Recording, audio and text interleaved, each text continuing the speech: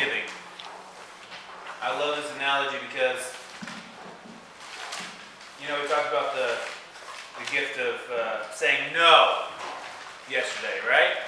For those of you that were here. So I love to say no if my cup is not full. If I am struggling, if I am sick, if I am overwhelmed, if I don't have the margin to do it, I'm going to say no. And giving does not necessarily mean financial only. It means giving of your time, your talents, and your treasure, right? It's all of it. It's not just one. It's not just your treasure. God gives me the abundance of time, energy, and money to be able to give back. So what needs to be in my cup is full to the brim. Well, what I give comes out of the saucer.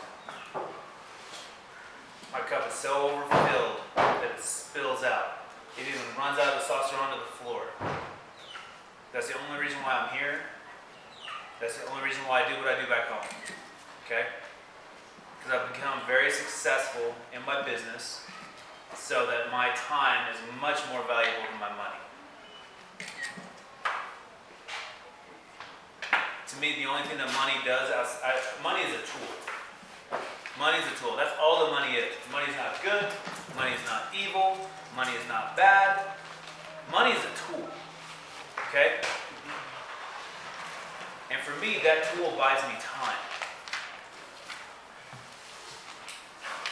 I get to go back home and I get to spend an entire month just being with my family, not having to worry about bills.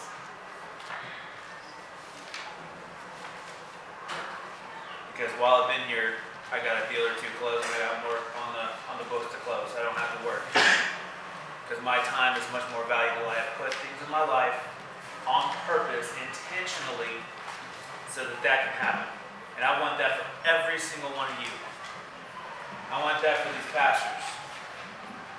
I want that for these pastors' wives. I want this for those of you that want to do something bigger and better with your life. Okay?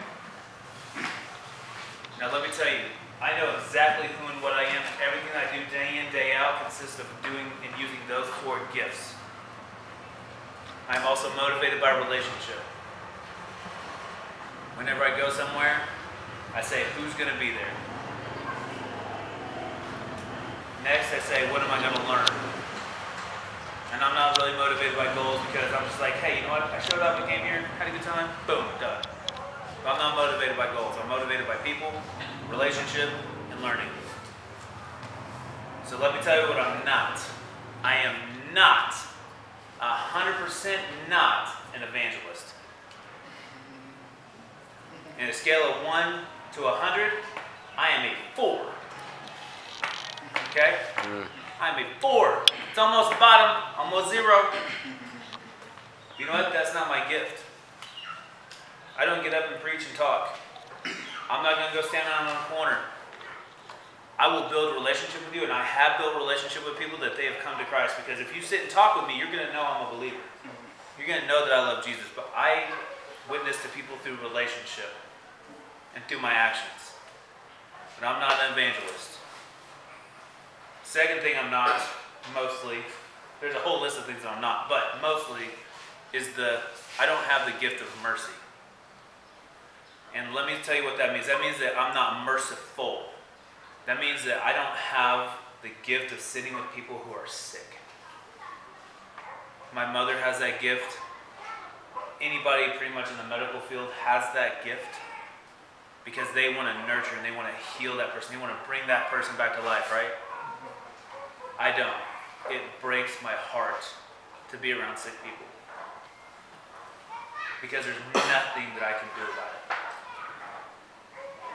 It kills my spirit to be around sick people. And I even don't go to funerals. If somebody passes away that I know, I do not want to remember them in that box. I want to remember them for who they were the last time I saw them.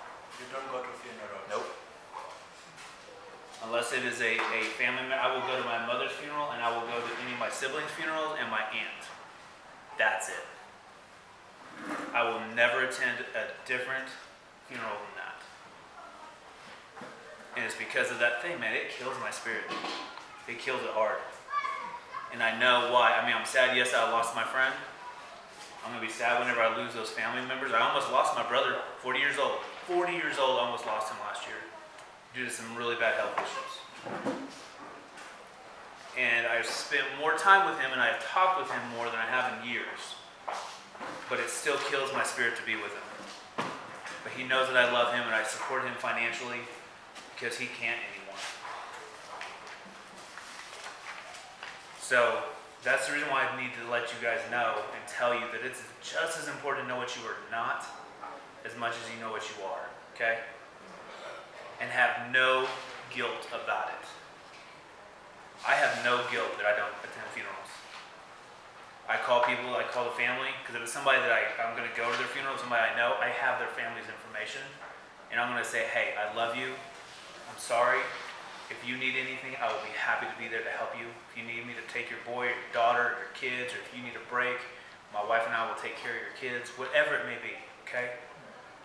I will love on that person from afar, and after all that's done, but I don't have any guilt about not going to a funeral, because my friend is not in that box. Their spirit left the moment that Jesus took them home, okay? So, I know that's a little bit, but I just wanted you guys to know. And that's an honest answer. That's a hard conversation that I've had with people. Okay? So, now you guys ready to learn about the circle? Okay. So, all of you have it in front of you, right? Alright. I'm not going to answer any questions unless somebody asks me. So, there's 8 subjects. So, whoever asks me a subject gets an answer. So I'm going to stand here until somebody yells out a subject and I'll discuss it. We have to go through all of them, so who's going to ask?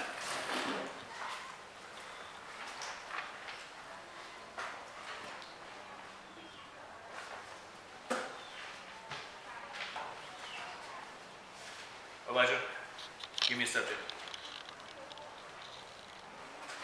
Give me one of those 8. Do you need some paper? Need more? No. You gave him a subject out of this. Can I interrupt? Yes, please. Go ahead. Anybody who has seen the car keys? Car keys are important. They were somewhere on the table.